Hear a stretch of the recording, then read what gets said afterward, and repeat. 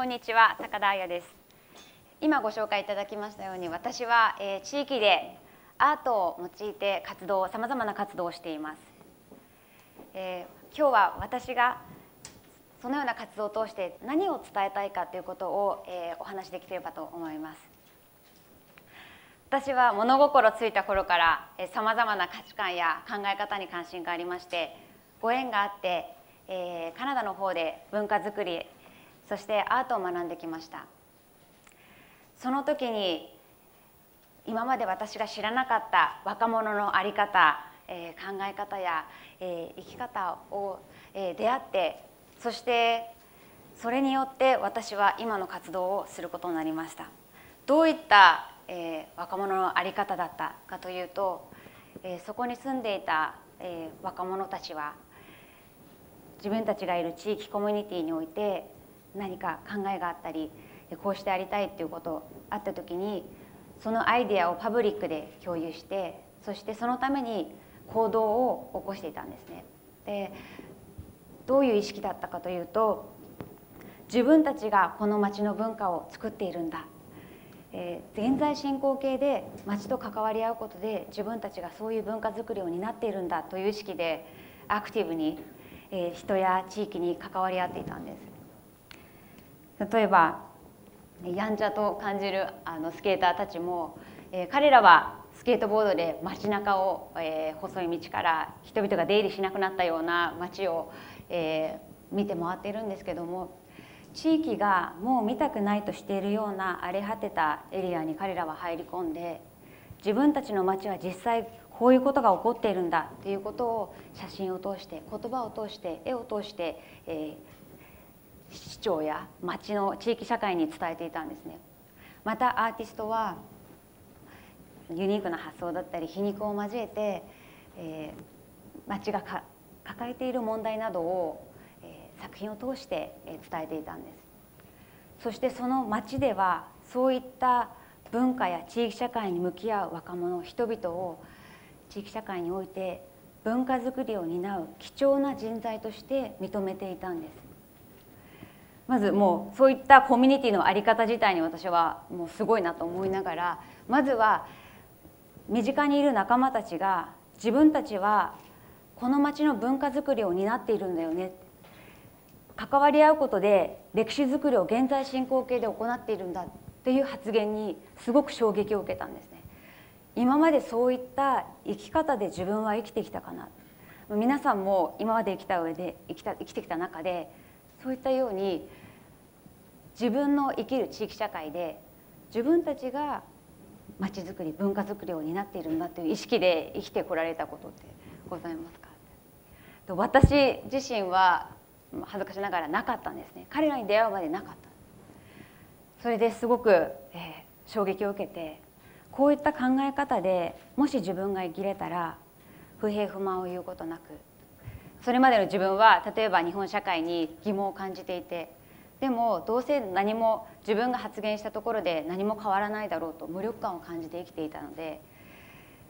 もしそういう考え方で生き方で自分自身が生きることができたら、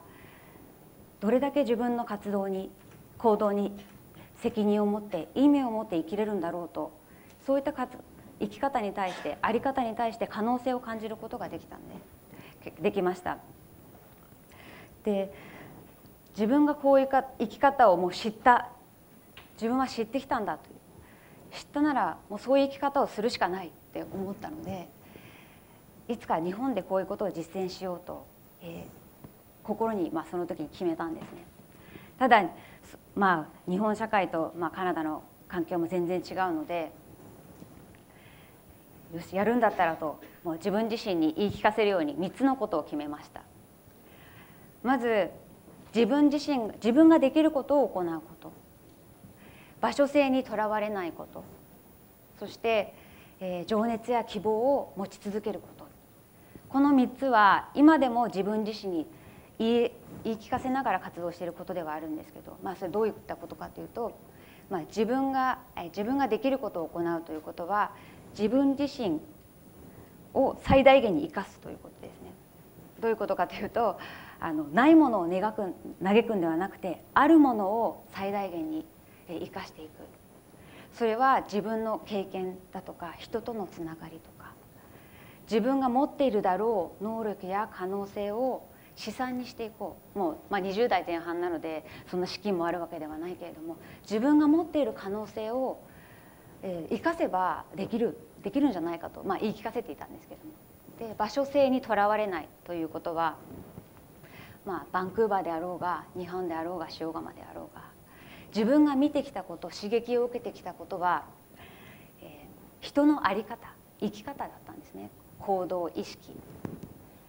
なので、小さい町だから田舎だからできないとかそういうことではなくて、自分自身の力不足だからもしできないんだったらできない、もし目標、自分が思い描くことをやろうと思ったんだったら、そのやり方次第で自分がその環境を作っていけるんだということを含めています。そして、情熱と、希望は何よりの可能性、原動力と私は感じていて、バンクーバーで生きるそういった情熱を持って生きる若者たちに私自身、心を動かされて影響を受けました。で、そういった動き、そういった情熱を持つ人々から可能性を感じて希望を持てるようになりました。なのでこういったことは自分が活動するにあたってちゃんと持ち続けようと思って、2006年に自分ができること、学んできたアートですね。アートでそういった人々の在り方、若者の在り方を実践していこうと、芸術文化活動ビルドフルーガス、そして活動団体の物理的空間としてアートギャラリービルドスペースを自分のふるさとである宮城県塩釜市にオープンしました。そしてここから新たな人々の在り方を発信していこうと考えました。まず自分の街で刺激あることや楽しみを生み出していこうと思って、国内外のアーティストを招いて、自分のスペースに招いて、彼らの感性を、そして価値観をここで共有してもらおうと思いまし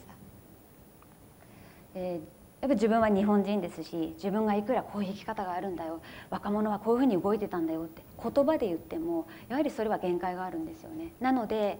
実際にカナダで私が刺激を受けたアーティストたちをスペースに招いて、そして地域の人々がその人たちを直接出会うことで刺激をちゃんと受けてもらおうと感じて、そういうことをしていました。一方でそういった国際的に活動するアーティストたちがさまざまな国で、それぞれの地域で国で「I'm coming to Shogama」とか「I had a show in Shogama」「I like Shogama」と自分の町の小さな町塩釜の名前をさまざまな国で口にしてくれていることで、自分は塩釜で世界と直接つながり合えてるっていう実感と喜びを感じていきました。そしてこういう活動を通すことで同世代の若者たちに自らそういった環境を築き上げていく面白みなどを伝えていければと思って活動していきました。で、活動していくうちにそういったことに共感してくれるアーティストや地域の人々が集まってきて、ビルドスペースで集ってくれるようになりました。で、そういったアーティストたちに出会っていろいろな考えをシェアしていくうちに、アーティストの中には子どもの感性を磨く才能がある人がいたり、コミュニケーション能力がすごく長けていて、閉ざされたコミュニティの中に入り込んで対話を生み出すことのできる人がいたり、そういったアーティストの能力や才能を地域社会で生かしていきたいと思うようになりました。そこで宮城県内のアーティストたちと地域社会を舞台に活動を展開していきました。これは私たちが地域社会に入り込んで人々と関わり合う中で生み出したというか出来上がった一つの事例なんですけれども、これはアーティストの視点と表現方法で新たに町の魅力を伝えているウェブサイトなんですけれども、町の魅力を伝えるウェブサイトって言っただけではもうありふれていることだと思うんですけど、私がこの媒体に対して価値を見出しているところは、地域に住んでいる若者たちが地域に住みながら気づいた点を話し合って地域に持ちかけて形にしている媒体なんですね。そこに私はすごく価値を見出しています。私振り返るとバンクーバーで見てきた、カナダで見てきたアーティストたちは自分たちがこの町の文化を作っているんだという意識で行動に起こしていて、この共に活動している仲間たちは口にはしませんけれども、自分たちがこの地域社会を形作っているんだ、生きている上で気づいた点を形にしていく、そういった意識を持って出来上がっている、それが形になっています。なので自分が思い描いていたこと、刺激を受けてきたことと今目の前で仲間たちとやっていることがどんどん重なってきている現状で、これも現在進行形で作り上げていることではあります。地域の人々にあのようなウェブサイトを立ち上げることで、地域の人々に私たちがどういったことができるかっていうのが伝わっていきました。例えば新しい新商品を作るんだけれども、新しい発想をくれないかっていう声をいただいたり、街のマップを作りたい、ポスターを作るんだけども、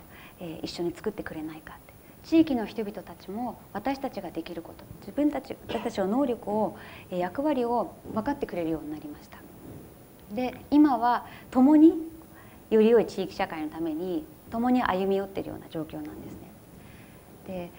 塩釜のように人の流動が少ない地域社会においては、一人一人が文化づくりにおいて貴重な人材なんですね。なのでそういった一人一人が自分自身の役割分担をきちんと理解して、それを行動に起こすことで影響ある、小さい動きでも地域社会にとって影響ある動きを生み出すことができる。そしてそれに関わる人々が自分たちがこの地域を形作っているんだっていう意識づくりにつながっていく、そういった状況ですね。でこれは震災後の活動なんですけれども、震災後の活動も今振り返ると、私たちがその地域に対してどういうふうに地域で一緒に活動している仲間たちがどういうふうに、地域社会に対して思っているのかっていうのを、が行動に現れていたんだなっていうのを、今振り返ると感じているんですけども、これは保育所のあの時はいろいろなことを駆け巡ってはいたんですけれども、保育所の先生保育士から、子どもたちがストレスを感じてきてるんだという声があったら、ワークショップを実施したりアニメーション上映を行ったり、あと仮設住宅で、新年を迎える前に年を越す前に神棚が欲しいの、また表札が欲しいのと言われたら、その声、に応えて、駆けつけてものづくりをしたりと、地域の人々が求めることに自分たちが応えていく。そしてそれに応えられることによって自分たちの価値役割をそして意識していく、自覚していく、そういったプロセスがここにも見られていました。私たちはあと外の関わりもネットワークもあったので、支援団体と被災地をつなぐ窓口としても関わりながらさまざまなような形で活動をしていきました。こういった一つ一つの震災活動といったら、これも特別なことではなかったのかもしれないですね。いろいろなところで行われていることなので、これをすごいことをしましたって言ってることではなくて、私が常に価値を見出しているところは、地域の若者たちがどういう意識で何に関わっているか、そういった意識を持っているか持ってないかで、その地域社会をどう形作るかっていうところに影響が変わってくるかと思うんですね。そして私が学んできたことは、常に人の在り方、どういうふうに芸術活動を通してやるにも人の在り方に重点を置きたいと考えていたことなので、ビルドスペースがオープンしてから数年経った、今なんですけれども、やろうと思ってたことが、仲間たちがもうすでに、お互いに影響を与えながら、活動を生み出している、状況ですね。学生時代にバンクーバーで私が見てきた、自分たちが文化づくりを担っているんだっていう若者に出会い、そしてそれに刺激を受け、自分自身がまず変わってそれを実践して自分の国で実践していこうと思って、小さな活動ビルドフルーガスとして発信をし始め、そしてそこに仲間たち、地域の若者アーティストたちが集い、そこから地域の人々と触れ合えるようになって、今では少しずつですけれども、地域で暮らす一人一人が主役となって地域づくり、社会づくりを行えている現状が、私たちの周りでは、生まれています。もし、あなたが、自分の地域においてこうありたいと、何か変えていきたいと思った時に、どうせ誰かがやってくれるだろう、地域に関わるの面倒くさい、そういうふうに考えるんではなくて、ぜひともそういった貴重な気づき、こうありたいと思う考え、気づきはとても貴重なものなんです。そういった気づきを行動に起こしてぜひともいただきたいと思っているんです。何度も言うようですけれども、なぜならあなたは地域において文化づくりを担う貴重な人材と考えているからです。ありがとうございました。